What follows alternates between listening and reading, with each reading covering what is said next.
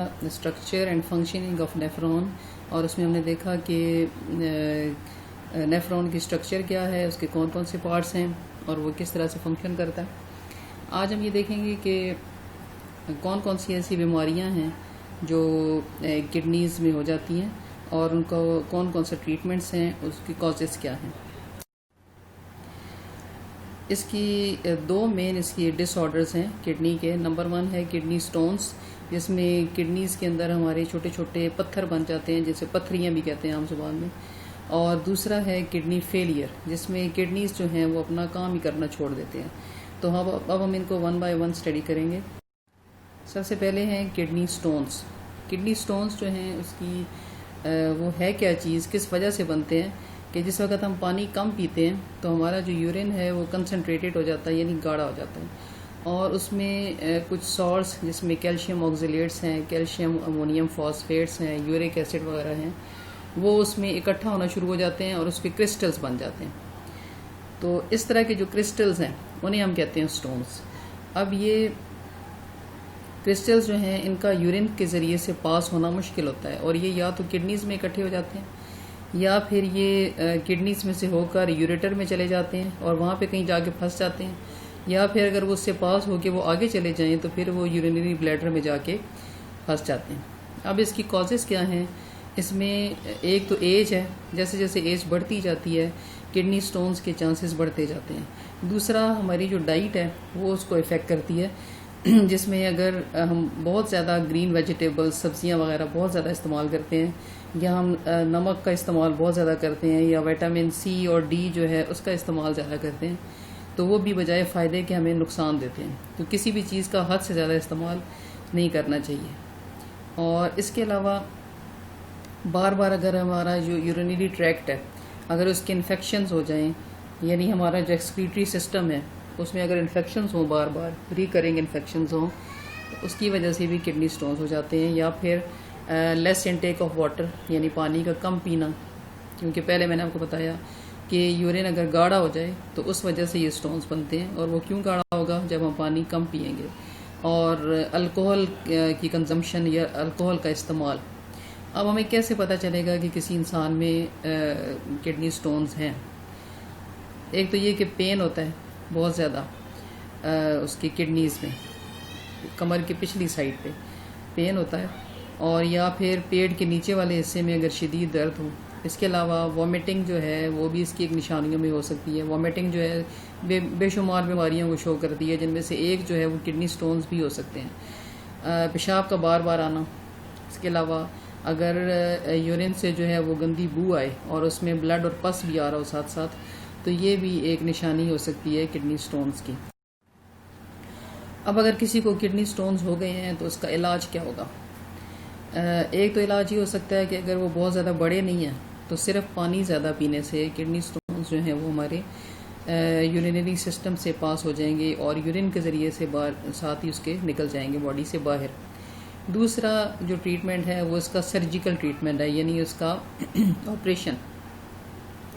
ये उस वक्त किया जाता है कि जिस वक्त सिर्फ पानी पीने से ये जो स्टोन्स हैं ये बॉडी से नहीं निकल रहे होते, तो फिर सर्जरी के ज़रिए से किडनी के जिस हिस्से में स्टोन्स हों उसको ओपन करके और वहाँ से स्टोन्स को निकाल दिया जाता है।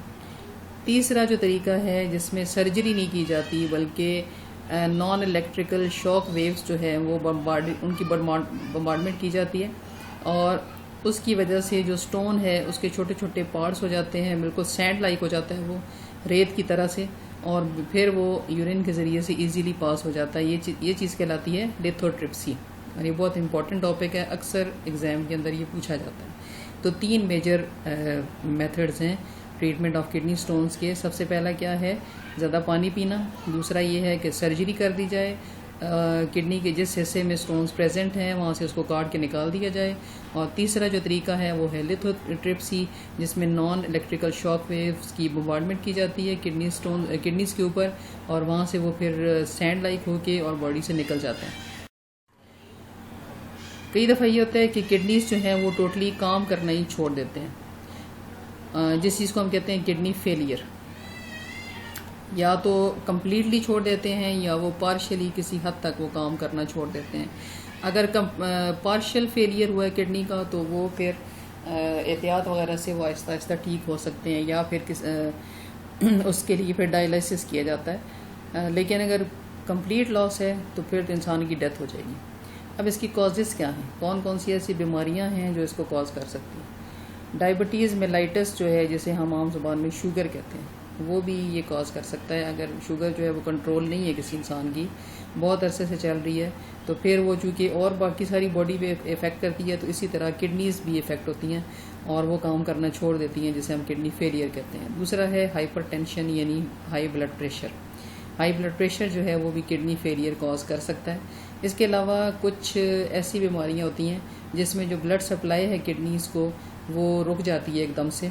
जब ब्लड ही नहीं जाता तो किडनी अपना फंक्शन परफॉर्म नहीं कर सकता और किडनीज़ फेल हो जाती हैं। इसके अलावा कुछ बीमारियां ऐसी होती हैं जो किडनीज़ को इफ़ेक्ट करती हैं। मिसाल के तौर पे ब्रूफेन वगैरह, पेन किलर्स, अगर वो बहुत ज़्यादा यूज़ करें तो उससे भी किडनीज़ फेल हो सकते हैं। किडनी फेलियर के अब सिम्टम्स क्या हैं ये हमें पता होना चाहिए। इसका जो है एक तो टेस्ट होता है। सबसे पहले हमें पता कैसे चलेगा किसी इंसान का किडनी जो है वो काम नहीं उसकी कर रहे। निशानी इसकी ये होती है कि उसके जो पाँव हैं या टांगे हैं उसमें स्वेलिंग हो जाती है, बहुत ज़्यादा पानी इकट्ठा हो जाता है। और फिर जब हम टेस्ट करवाते हैं उसका तो हमें पता चलता है कि उसके यूरिन के अंदर बहुत ज़्यादा यूरिया है और बॉडी के अंदर, ब्लड के अंदर बहुत ज़्यादा वेस्ट है। क्यों? क्योंकि किडनीज अपना काम नहीं कर रहे। इसके अलावा वॉमिटिंग आई होगी ऐसे इंसान को, तो चूँकि वॉमिटिंग जो है वो बहुत सी बीमारियों में होती है, इसलिए ये कंफ्यूजिंग सिम्टम है, ये बहुत सारी में हो सकता है। नौजिया का मतलब है कि साथ साथ आपको मतली होती रहती है। वेट लॉस होता है, वेट इंसान का कम होना शुरू हो जाता है, हालांकि वो खाना वगैरह प्रॉपर ले रहा होता है। इसके अलावा बार बार पेशाब का आना और ब्लड के अंदर यूरिन का होना, और इस तरह से जैसे मैंने पहले आपको बताया, लेग्स की स्वेलिंग, फीट की और फेस की भी, और इसके अलावा सांस भी ठीक तरह से नहीं आता। तो अब कुछ सिम्टम्स तो ऐसे होते हैं कि जो सब में कॉमन होते हैं, तो एक डॉक्टर ही डायग्नोज कर सकता है कि अगर किसी इंसान को ये सिम्टम्स हैं तो उसको कौन सी बीमारी है। अब अगर किडनीज फेल हो गए हैं तो उसका फिर एक तो ये है कि जो पहला ट्रीटमेंट किया जाता है वो है उसका डायलिसिस। डायलिसिस जो है वो दो तरह के हैं, पेरिटोनियल डायलिसिस और हीमोडायलिसिस। आज हम पहले वाला जो मेथड है वो पढ़ेंगे, यानी पेरिटोनियल डायलिसिस। पेरिटोनियम अब एक चीज़ होती है हमारे जो रिब्स हैं उसके नीचे और हमारी पेट्स के ऊपर, मतलब उन दोनों के दरमियान में एक मेम्ब्रेन होती है, एक झिल्ली सी होती है बारीक, जिसे कहते हैं पेरिटोनियम। इन दोनों को डिवाइड करती है और इस पेरिटोनियम के अंदर छोटी छोटी ब्लड वेसल्स होती हैं। तो पेरिटोनियम को अब यूज़ किया जाता है ब्लड को साफ़ करने के लिए। वो किस तरह से कि जैसे आप इस डायग्राम में देख रहे हैं कि यहाँ पे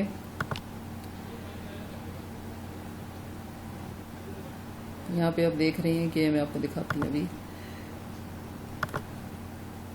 ये जो है डायलिसिस बैग है जिसमें डायलिसिस फ्लूइड है और उसको यहाँ से पंप किया जाता है बॉडी कैविटी के अंदर एक कैथीटर के ज़रिए से।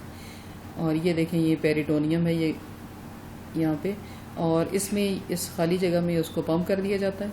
उसके बाद चूँकि पेरिटोनियम जो है उसके अंदर बहुत सारी ब्लड वेसल्स होती हैं, कैपिलरीज होती हैं, तो वहाँ से जितने भी वेस्ट होते हैं वो चले जाते हैं इस डायलिसिस फ्लूइड में, और वो जो डायलिसिस फ्लूइड है उसको दोबारा से निकाल लिया जाता है बॉडी से बाहर, और वो एक ड्रेनेज बैग के अंदर इकट्ठा होता रहता है।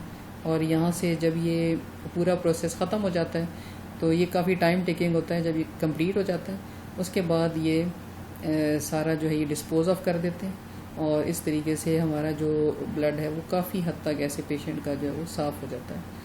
तो सेकंड जो